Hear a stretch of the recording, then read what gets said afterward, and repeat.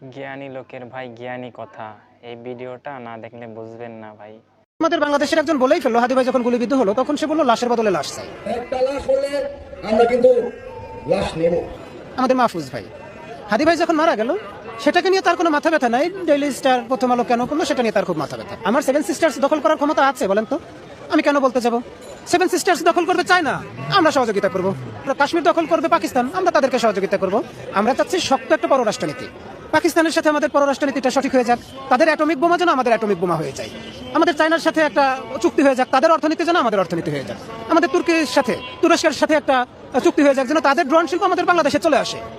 এরপরে সীমান্তে পাকিস্তান মারবে, চীন মারবে, আমরা এখানে বসে হাদি ভাইয়ের মতো বাতাস আর মুড়ি দিয়ে সেলিব্রেশন করব। সেভেন সিস্টার্স নিয়ে আমরা তখন মাথা ব্যথা করব যখন আমাদের পায়ের নিচে মাটি শক্ত হয়ে যাবে। এই যে অর্থনৈতিক অবকাঠামো, এগুলো ভারত জানতো যারা 50 বছর ধরে অর্থনৈতিকভাবে দাঁড়াবে আমি 50 মিনিটে ধ্বংস করে দিতে পারবো। সারা ঢাকা শহর ধ্বংস করে দিতে কয়টা মিসাইল লাগবে বলেন? ওরা শুধু চাইতো যেন বাংলাদেশ প্রতিরক্ষা খাতে কখনো শক্তিশালী হয়ে দাঁড়াতে না পারে।